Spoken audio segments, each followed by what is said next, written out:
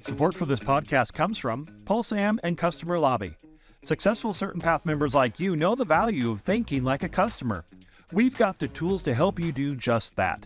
Enter PulseAM Plus, combining the power of PulseAM and Customer Lobby to enhance your customer's journey by creating value at every touch point.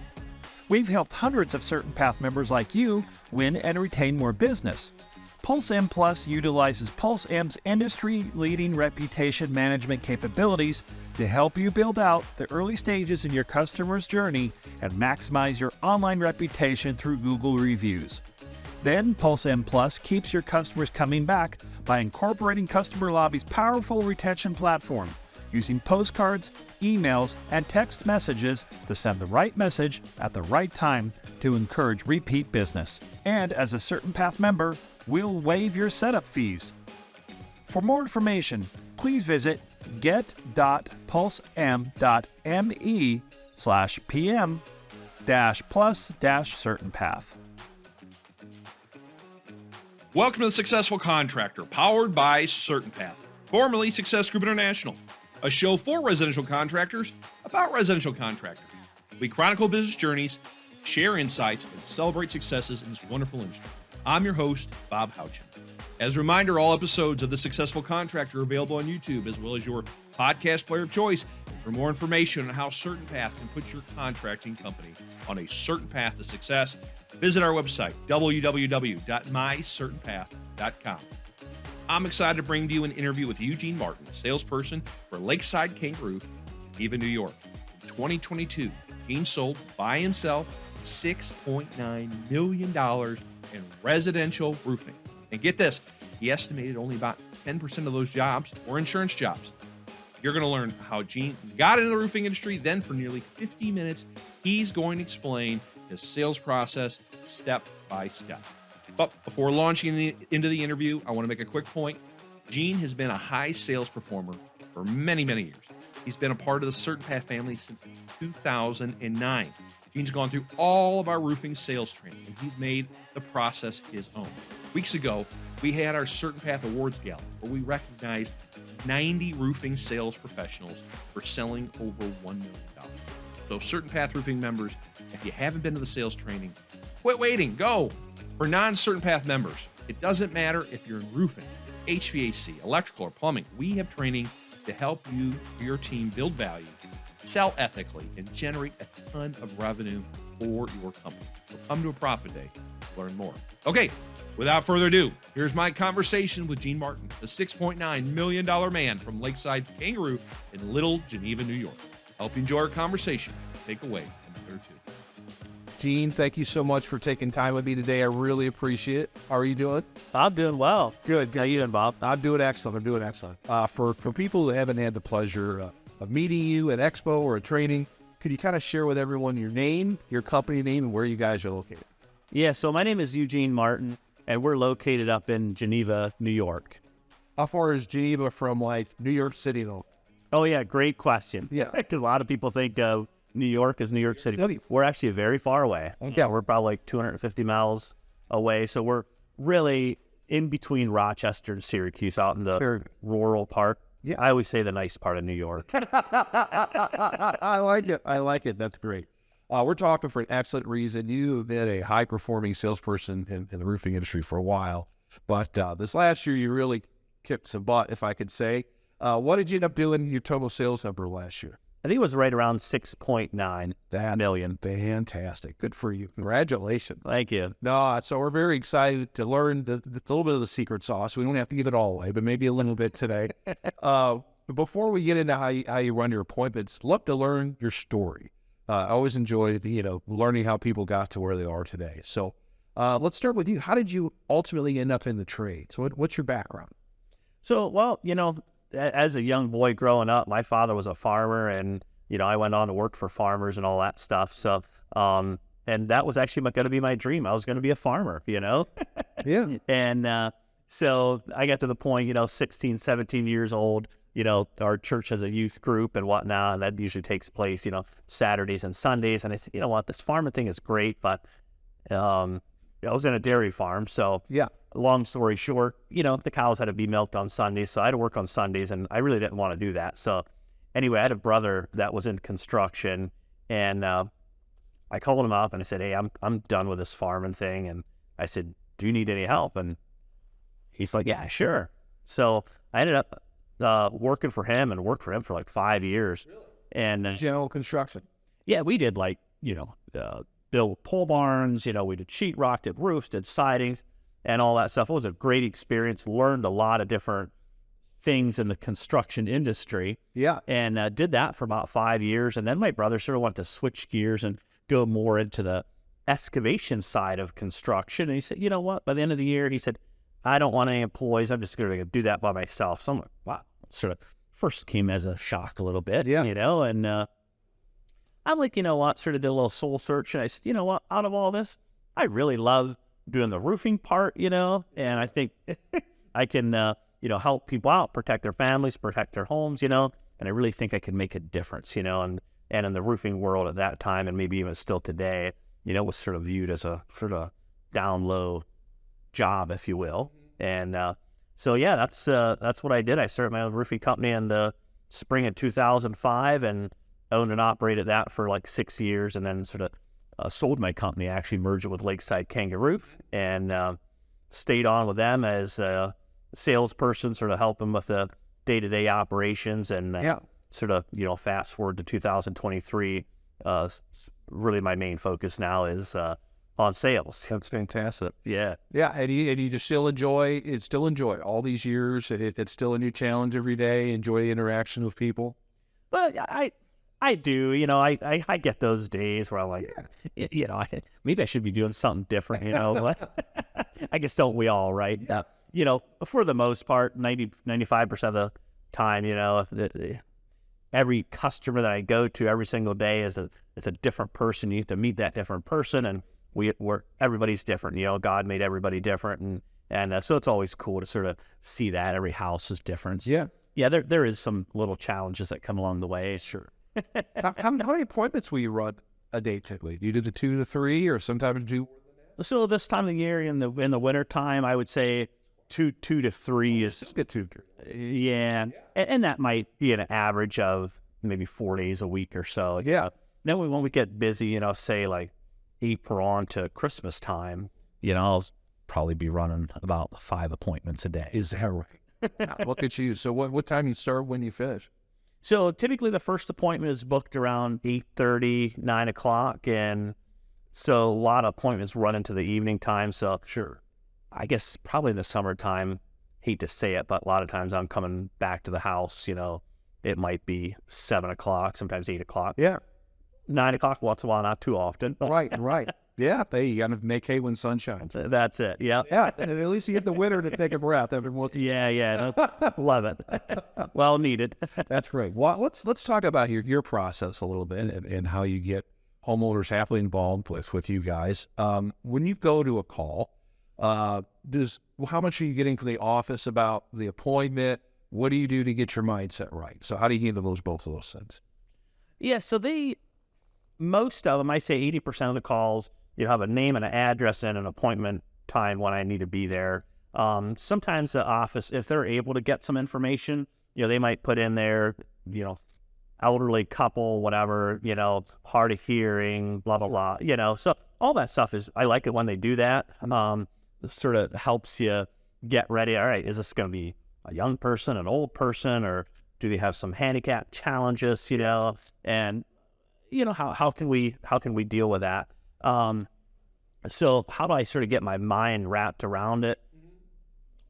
I've been doing it for long enough. I guess I sort of know the area. Like, I'll look at the address, and as far as the type of homes that are in that area, I sort of have a little bit of an idea of, kind of what the roofs are. They going to be high, nasty ones? Are they going to be steep, easy ones? Yeah. Is it a high rolling neighborhood? Mediocre neighborhood?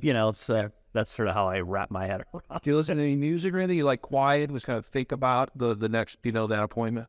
I do, and quite frankly, I'm, from in between appointments, I'm returning phone calls, text messages, and Sure. so I don't really. You make the most out of every segment of the day. So. Yeah. So I don't really have time just to jam out and stuff like that. Yeah. I will, maybe more toward the end of the day on the way home. I just turn on some country music or something and just sort of chill out on the last ride home, Yeah. No, that's good. That's good. All right, so you get to the home, right? Full out, you get out of the truck, and you make a beeline to the door, knock on the door, and take a step back, and the homeowner smiles at you and lets you in. How do you once you get into that home, how do you start making a connection with that person? So it's not just a salesperson's here. Well, how do you kind of make a friend? Oh, sure, yeah, and that's a great question there, Bob. So essentially, a lot of our calls are they called us out, so that, we're not the door knocking type salesman. So obviously, they sort of know that. Yeah, they sort of know that, hey, we're there to help them with a problem. So after getting on a first name basis and stuff like that, I'll sort of ask them. I'll ask them simply, what's going on with your roof, and what can I do to help you out here? I'm here to help. Yeah. So, and they'll start going off on, sort of what's going on and all that stuff. And sometimes you sort of have to take control of the conversation, say, hey, you know what, maybe we can, if they want to take me outside and show me, hey, tell you what, we can get to that in a minute if you don't mind. What I'd like to do is let's sit down at the table. Let's go over some information. Yeah, I like to go there, and I just really want to ask you some more questions so I can really better understand what's going on, how long you guys lived here. Maybe show you some pictures of some past projects that we have done, and that way you can sort of see what type of work that we do, and really make sure that this is a good fit, Let's see if we see if this is a good company that you want to work with. Okay. Very good. So you get to the kitchen table, say, for example, and what are some additional questions you're asking them, to see what they expect from their project? Like, I know on the survey, it's got what are the top 5 things that, you value from your roof and stuff like that. Do you follow that, or do you kind of have it kind of internalized? It's sort of halfway internalized, and you know what, quite frankly, it's, having that script and that book is a good thing. That way you never miss anything, because I know we can all get sideways and don't ask some of those questions, and then we look back. You say if we didn't get the sale, we're like, oh, you know what, I should have asked that question, and I failed to do that. Yeah. So that's so I sort of have it internalized, and I just ask them how long they live there, and how long they plan on living there, and how they like the neighborhood, and just sort of conversation stuff like that, and also get some facts out of them.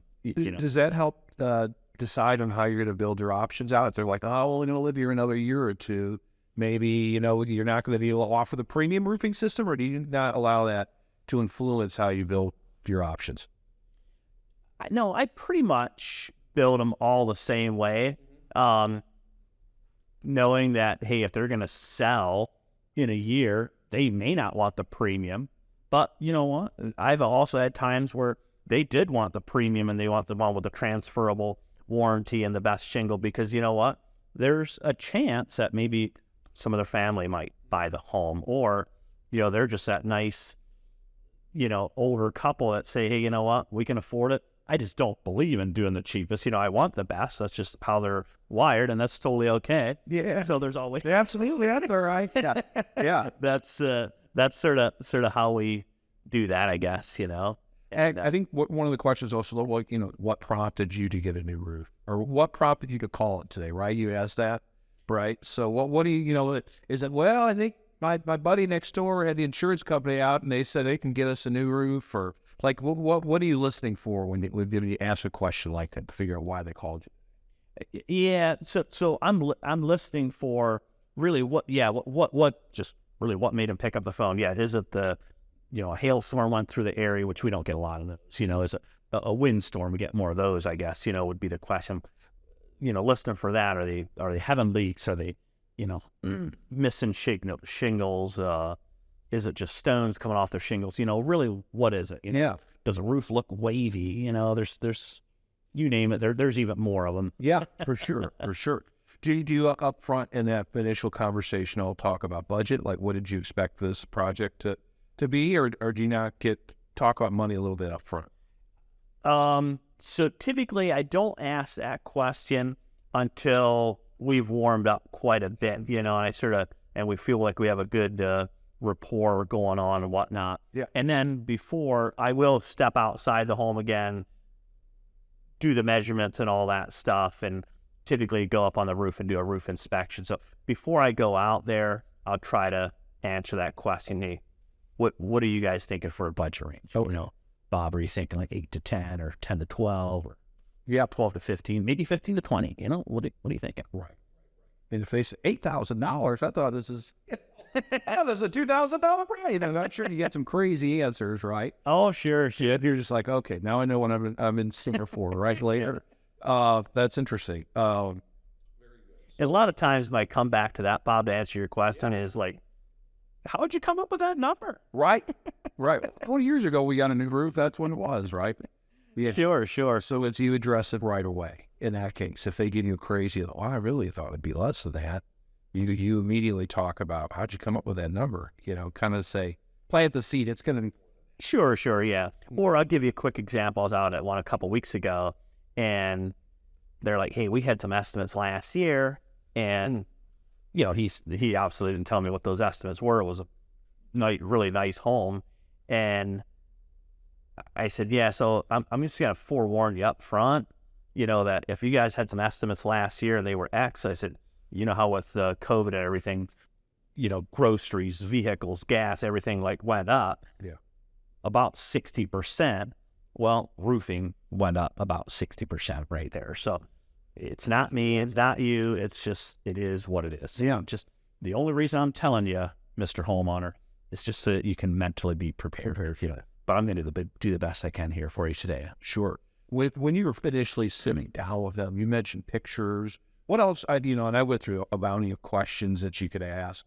Well, what else are you trying to communicate? Like about the company?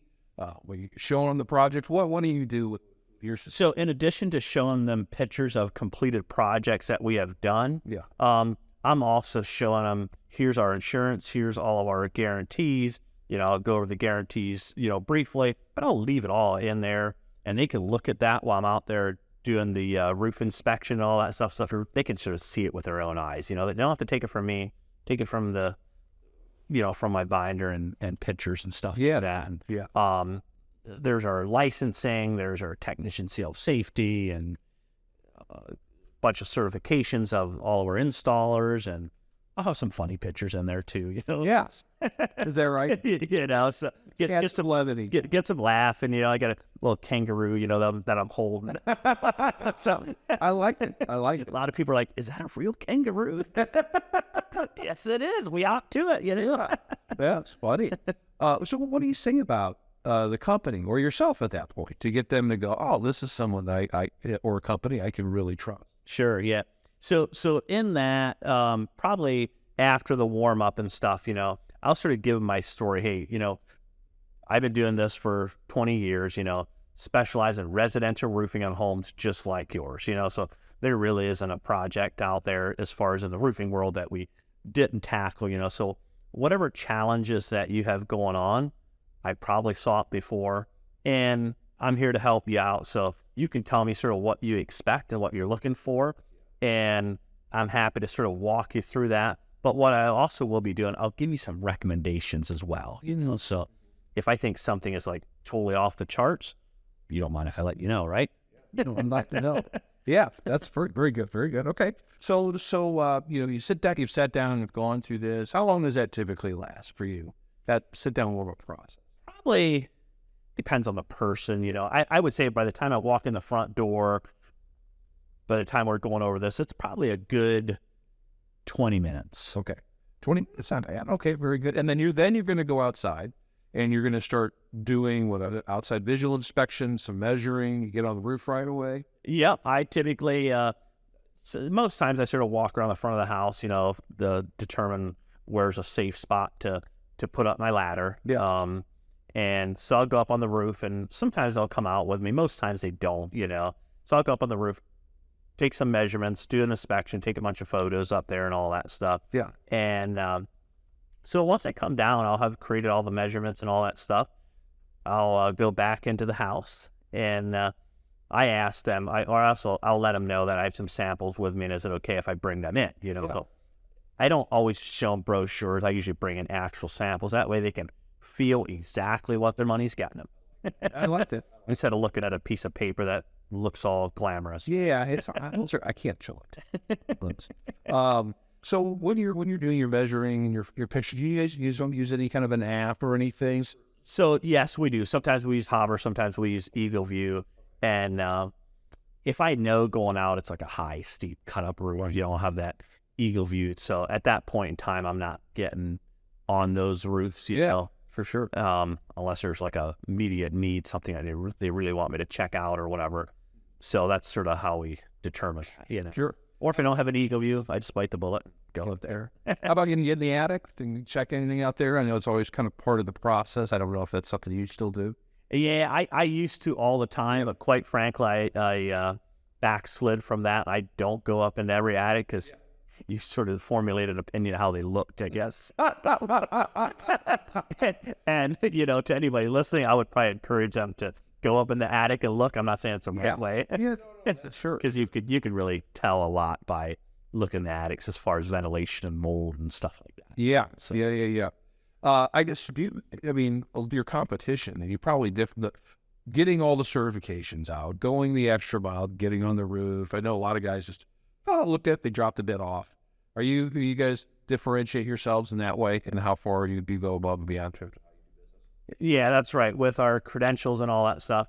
And really the more important part is just taking the time to hear the customer out, basically almost like a doctor, you know, hear their pains and then prescribe a fix to it, you know.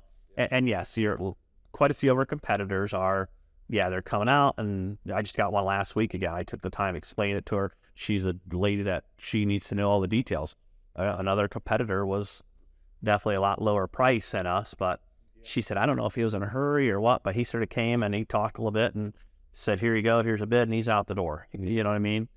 So, A lot of money for wham bam, yeah. If you're talking, you know, that was like $17,000, you know, for that roof. So You put in a couple hours, and then they may feel comfortable with you. They trust you, and then that's how the business comes. sure, yeah, have to be trustworthy. Yeah.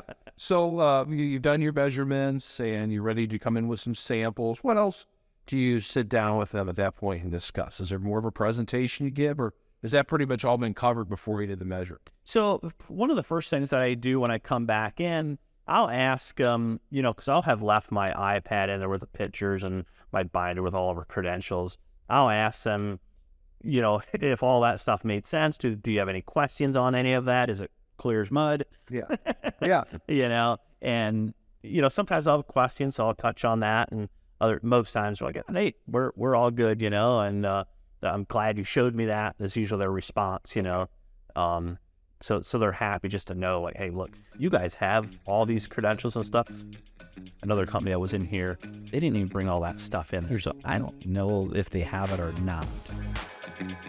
Support for this podcast comes from Rheem.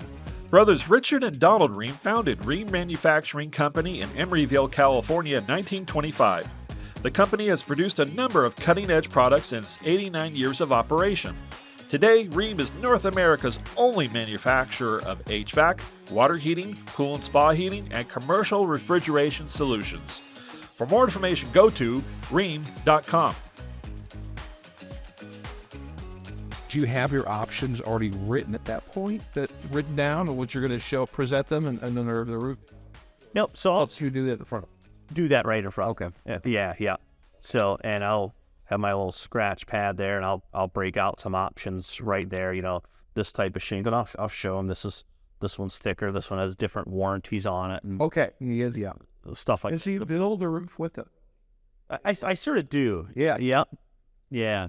So in the end, maybe they'll have one thing they want, right? And it might be $25,000. And then you just kind of take, well, I didn't expect that much. So you start taking away from that.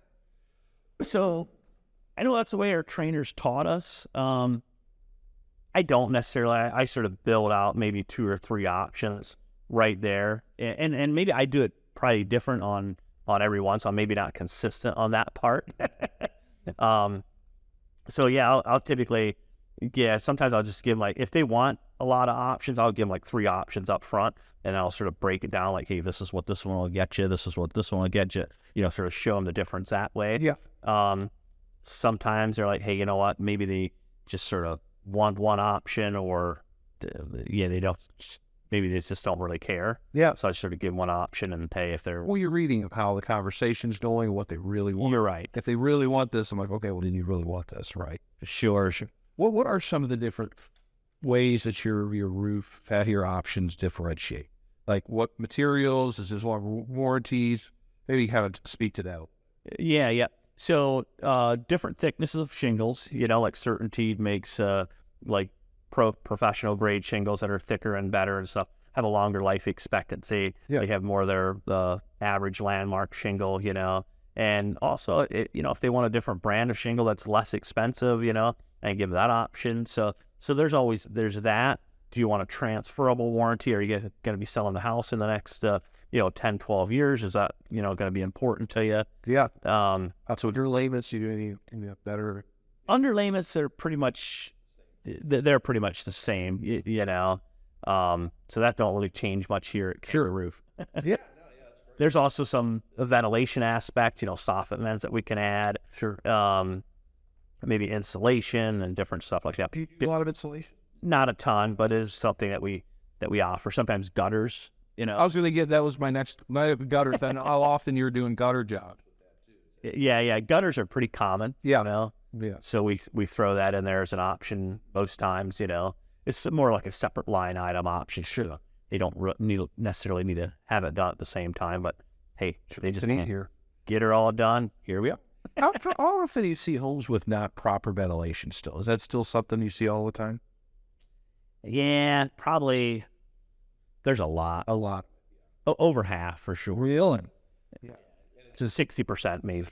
Kind of this rough shop roofing companies doing it, and or new construction that didn't care, or it's not so much that. It's more or less older homes that when they built them, they just didn't have much insulation, and so therefore they just naturally bended, and they didn't need all that ventilation that we do now, where we're making our houses so tight, Yeah. with new insulation and new Energy Star windows, and so on. So that becomes a good talking point for you with talk to the homeowner. We're really going to get your ventilation where it needs to be.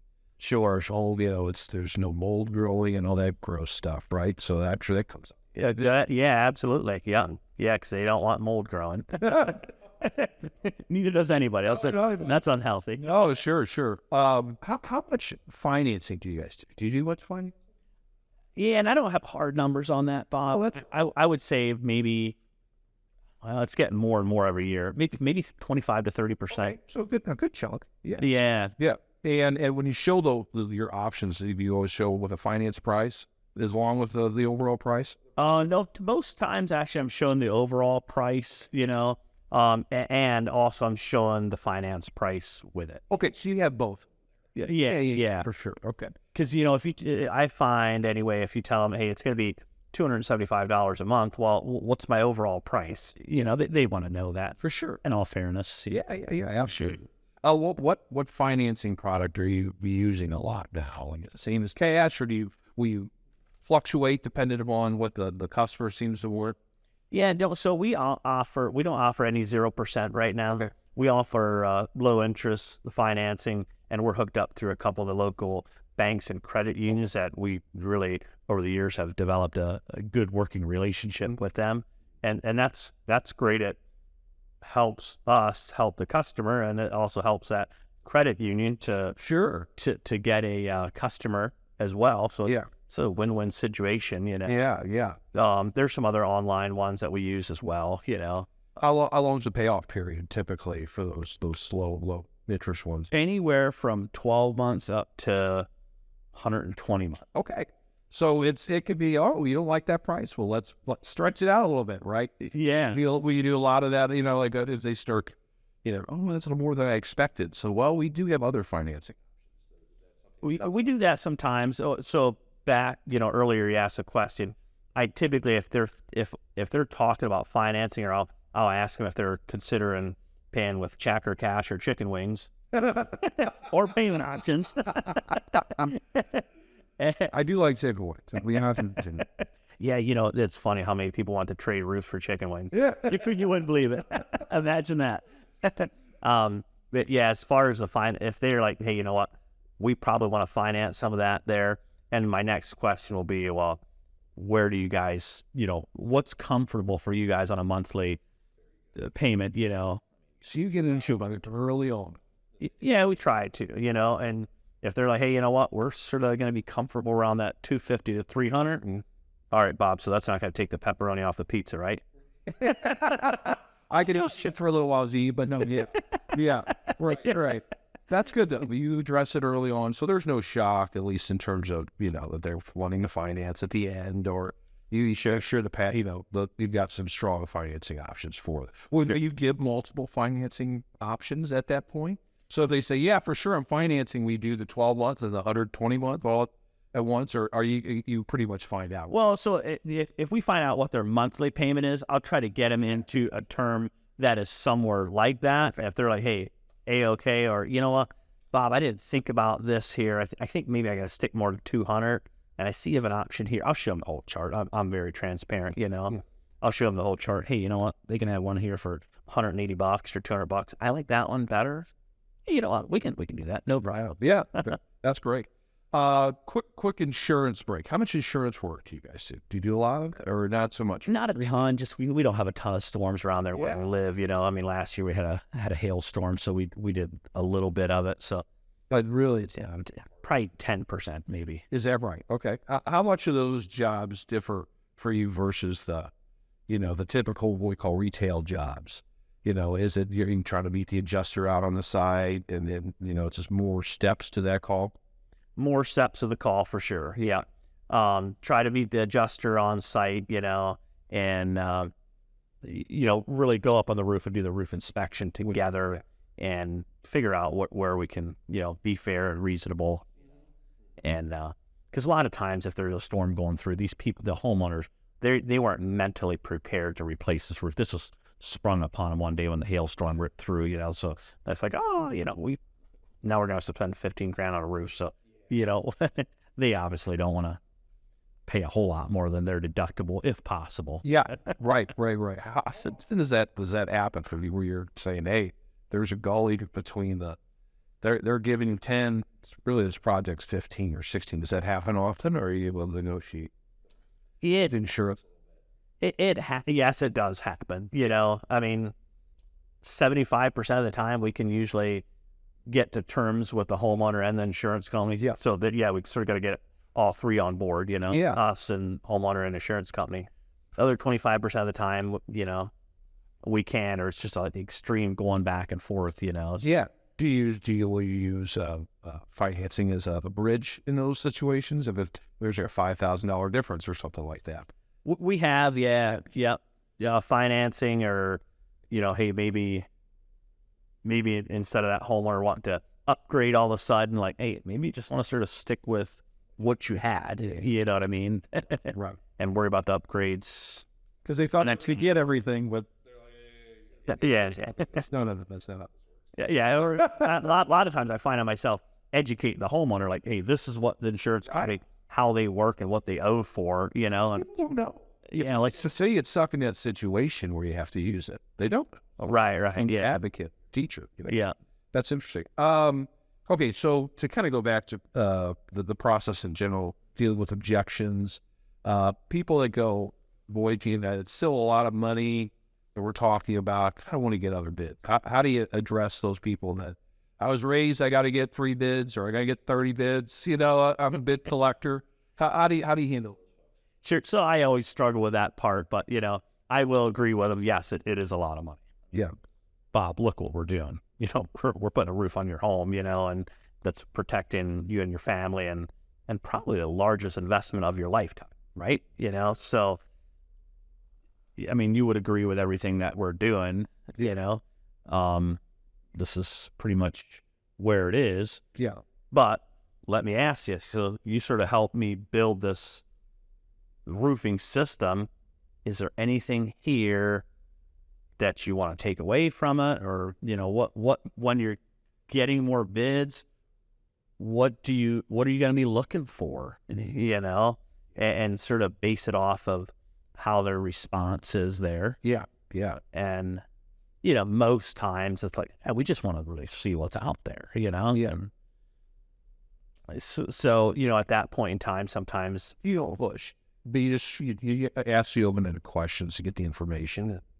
sure, yeah. And you don't want to be you don't want blood to get kicked out. Yeah, exactly. Yeah. Yeah. Or sometimes, I would just let them know, hey, since I've been in this business for 20 years, you're welcome to get as many bids as you want, Bob. You can talk to 10 contractors if you want. We're in a competitive business. We're all going to be doing similar things and not identical things. But whether you choose to use us or not, I just want you to remember, you're going to get what you pay for. Kind of plants the seeds that you don't know what you're going to get with other companies. Yeah. And I do sort of know what other companies are doing out there. I've been in the marketplace, so, you can sort of say, hey, they might not be doing the proper ventilation. They might not be doing the proper underlayments. They might be, utilizing subpar, labor, materials, whatever, so somewhere to get a cheaper price, they have to be cutting corners somewhere. And sometimes you don't always know where those corners are until a few years after they put the roof on, starts leaking or blowing off. So. Sure. How have you had that? I'm sure doing 20 years, you've seen the 2-year-old roof. It's just, just an awful installation. Oh, we have. Yeah. I've even been out to customers where they called us for an estimate. They chose to go with somebody else, and then they called us back out there, and they're like, wow, I regret I didn't go with you guys. They came and blah, blah, blah. You hear all the stories, and you sort of feel bad for them, but it's butchered up, and now they want you to fix it, They wonder why it costs more than what it did originally, Yeah, it's unfortunate. Right. How about, do you often walk in a situation where people have the other bids in their hands? They go, here, I had 2 other roofing companies come out, Do you find that out right away, or did it come out kind of at the end when you start going to your bid? It really varies. Yeah. Sometimes I find out ahead. Sometimes it's later on. Not most times. Once in a while, if you gained enough of trust with them, and they really like you as a company, and they're probably not going to go with those other companies, they might tell you, hey, look, here's what they're offering, or at least verbally say, hey, this is what their price was for this or that, But Will you sit there compare with you, or should you just kind of acknowledge it and go, okay? Yeah, sort of acknowledge it, and hey, this is how we're different, Try never to bash another competitor or anything like that, Sure. But just show them the differences, stuff like that, and then you can sort of make an educated decision from there, Yeah, sure. How often are you able to close right away, or does it sometimes take 2 or 3 times, or how does that work for you? So my closing ratio is 51.2% or whatever it is, and I would say out of that 51% of the time, I think probably between 40 and 45% of those I'm able to close right away. That's right. Yeah. And just because the trust you build, the relationship, and all that. Yeah, that and our company reputations, because we've been around for a while, and they see our trucks and. Sure. Yeah. Now, on the ones that you don't close, someone's like, I just really would feel comfortable getting to. Okay, understand. Do you have a process for when you call that person back? Do you set an expectation of a call you back at a certain number of days, or how do you handle those? Sure. Yeah, so I will ask them, do you mind if I call you back in a few days to sort of see where you might be at? Yeah. And most times they're like, hey, yeah, we're totally good with that. Or, hey, we got a bid coming out, he couldn't be out for a week and a half. All right, I'll just wait till maybe like a little bit after that week and a half after that gentleman comes out. Would it be all right if I call you then to sort of see where you're at? And at that point in time, and Yeah, most times they're gonna say, "Yeah, sure, go ahead." Unless you tick them off. Well, I could see that if you're all mean spirited, no. So how do those phone calls go? Do you have kind of a set script, or you just check in politely, see how it went, is there we can move forward, or how do you get it? Yeah, mainly just check in politely. I'll simply ask them, say, "Hey, this is Gene with KangaRoof, just sort of following up on our visit that we had, a few days ago. Just wonder if you had any questions or where you're at in the process." Yeah. Yep. I think that's the key, where you're at in the process, and let's just sort of let them tell you and see where it's going. Sure. Let's think more positively. You close the job. Someone's happy to get involved with you guys. What do you do is like a post-close process? So I've signed paperwork, but obviously I don't know how fast you can get most rooms on, but typically sometimes it can be a little bit. Yeah. So there's that concern of cancellation. Sure. So how do you avoid cancellation? Is there anything you do to kind of make me feel warm and fuzzy as you're heading out the door? Do you have a process for that? I do, and again, I don't use it all the time. Yeah. But number one, thank them for their business and for choosing you and your company and all that stuff, and just let them know that you're going to do everything that you can to make this project go smoothly for them, and to demonstrate to them that we're going to be the proper roofing company for them. And also, so I'll typically also ask them to maybe jot down. I'll slide them a piece of paper, say, "Hey, just help me out if you don't mind. Could you write down maybe 3 reasons why you chose to go with me and my company today?" Yeah. And just let them jot it down, Do you take that or you let them keep it? I typically take it. And Yeah. I'll say, "Hey, don't worry, Bob. I'm not going to share it with anybody." Yeah. No, but that's good. I mean, I've read stuff by people writing why they chose you. It cements it. Believe it. That's right. Sure. Right. That's what I like. How long have you been doing that? For a long time. A long time. I like that a lot. And then you can use it. We just want to know how to get better and why you bought from us. It's a very easy way to get them to do that. Yeah. It serves 2 purposes. Then sort of why they bought from you. So Yeah. what was the key? I like that. I like that a lot. So they've written why they love you because you're just the best, and then you head home. How often are you typically able to get roofs installed? I mean, I guess it just depends. So yeah, this time of the year we'll be out there within a couple weeks.